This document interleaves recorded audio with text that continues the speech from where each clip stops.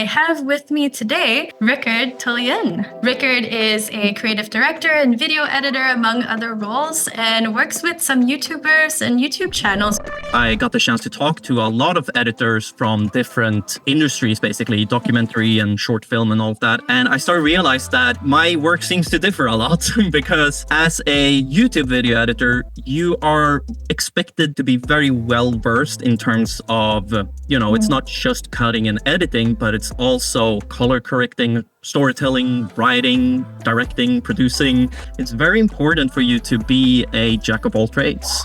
YouTube is a living organism, basically, where algorithms can change and your audience is waiting for you. And, there's a lot of things going into creating videos, and therefore you need to be on a pretty strict schedule. Something that is very important, especially working remotely, which most YouTube editor does, is that you need to be very good at just communicating with the creator or with the team. And also time management, because that kind of loops back into what I was just talking about, where there are short turnarounds.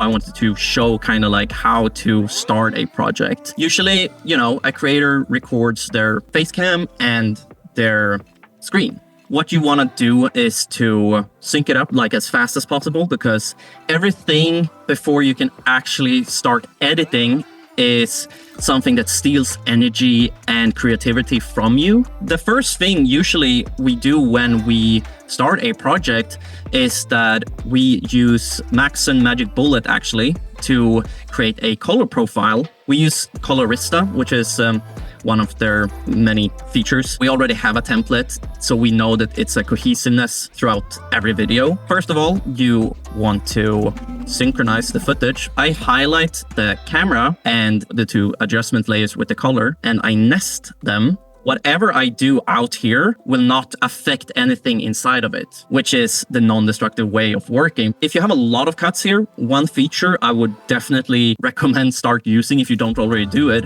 is the scenes edit detection. That will automatically scan your footage and then apply cuts to where all the other cuts are. For a creator, if they react to stuff or if they teach you things, they usually have like a full body cam and they have a react camera, basically like a smaller camera in the corner. One thing you can do is that we have the nest here called this cam. I copy this and paste it and I rename it to react. I'll drag this in. I go into the react nest and I delete all of this and I replace it with the cam instead. Every change I make here will affect both cameras. I already made a bunch of presets, which is great. You should definitely use presets. But we have something called React Cam. And I can also add a graphic where I add another preset, which is the cam border. So now you see like they are both showing right now, but they are all synced. So everything you do will affect both of them.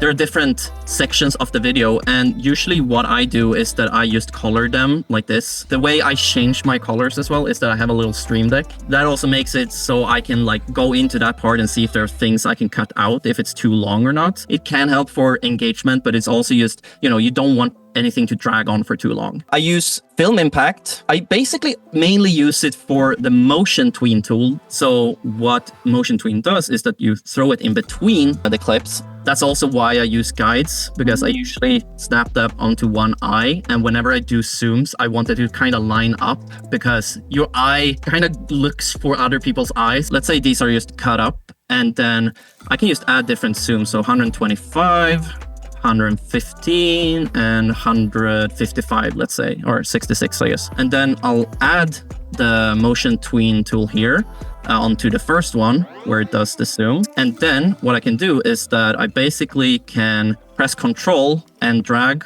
over these cuts and then press Control V. How long did that take? Like a second. It is a time saver. Using Firecut, it's a great way of adding captions. The way I usually do it is I set the in and out points here of like I and O.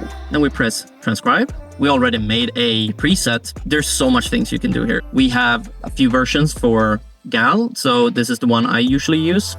And once you're done, you can just add style to the sequence. It's animated and I didn't really have to do anything about it. Version 24.2.1 is now rolling out. Yeah. So really neat tool. I work with people, we have all different setups, like it's either desktops or laptops. We have Macs, we have PCs, we have all of that. And I use, all sort of cloud-based storage, such as Dropbox, OneDrive, Google Drive, and recently LucidLink. Some things to focus on is actually outside of editing. It's also, other things like discipline, being organized, and like I told before, like time management. There's a lot of things that is outside of actual editing that helps you become a better editor. Thank you, Rikard, so much for joining us today. We've absolutely loved having you. Thank you so much for having me.